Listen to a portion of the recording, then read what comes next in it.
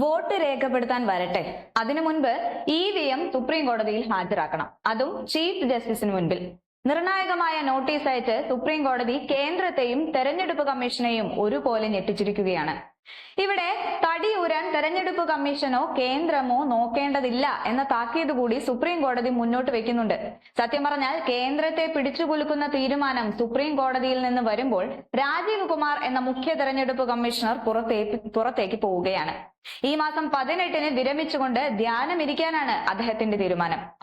പക്ഷേ കോടതിയുടെ ഈ നോട്ടീസിന് മറുപടി നൽകേണ്ടുന്ന അവസ്ഥയിൽ മോദിക്ക് മാത്രം അഥവാ കേന്ദ്രത്തിന് എങ്ങും പോകാനാവില്ല.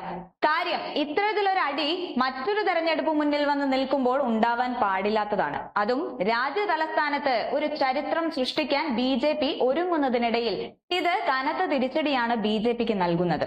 ഇലക്ട്രോണിക് രേഖകൾ പരിശോധിക്കാനുള്ള അനുമതി നിഷേധിക്കും വിധം തെരഞ്ഞെടുപ്പ് ചട്ടം ഭേദഗതി ചെയ്തതിനെതിരെ കോൺഗ്രസ് നേതാവ് ജയറാം രമേശ് നൽകിയ ഹർജിയിൽ സുപ്രീം കോടതി നോട്ടീസ് അയച്ച് ഇലക്ട്രോണിക് രേഖകൾ പരിശോധിക്കാനുള്ള അനുമതി നിഷേധിക്കും വിധം തെരഞ്ഞെടുപ്പ് ചട്ടം ഭേദഗതി ചെയ്തതിനെതിരെ കോൺഗ്രസ് നേതാവ് ജയറാം രമേശ് നൽകിയ ഹർജിയിലാണിപ്പോൾ സുപ്രീം കോടതി നോട്ടീസ് അയച്ചിരിക്കുന്നത്.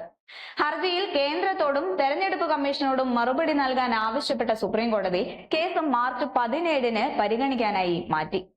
വളരെ കൗശലത്തോടെയാണ് ചട്ടം ഭേദഗതി ചെയ്തതെന്ന് ജയറാം രമേശിന് വേണ്ടി മുതിർന്ന അഭിഭാഷകരായ കപിൽ സിബൽ, അഭിഷേക് മനു സിംഗ്വി എന്നിവർ ചൂണ്ടിക്കാട്ടി.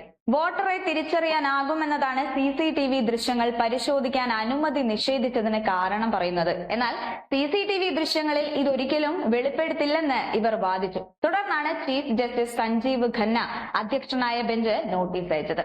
1961-ലെ തെരഞ്ഞെടുപ്പ് നടത്തിപ്പ് ചട്ടത്തിലെ 93(2)A വകുപ്പാണ് തെരഞ്ഞെടുപ്പ് കമ്മീഷന്റെ ശുപാർശ പ്രകാരം കേന്ദ്ര നിയമ മന്ത്രാലയം ഭേദഗതി ചെയ്തത്.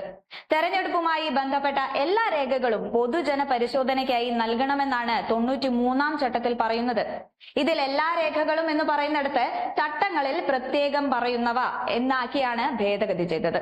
ഇതോടെ ചട്ടത്തിൽ പ്രത്യേകം പറയാത്ത CCTV ദൃശ്യങ്ങൾ, വെബ്കാസ്റ്റിംഗ് ഫുട്ടേജുകൾ, മറ്റ് വീഡിയോകൾ തുടങ്ങിയവ നൽകേണ്ടതില്ലെന്നായി. തെരഞ്ഞെടുപ്പ് കമ്മീഷന്റെ വിശ്വാസ്യത തകർക്കാനുള്ള മോദി സർക്കാരിന്റെ വ്യവസ്ഥാപിത ഗൂഢാലോചനയാണിതെന്ന് കോൺഗ്രസ് അധ്യക്ഷൻ മല്ലികാർജ്ജുൻ ഖാർഗെ ആരോപിച്ചിരുന്നു.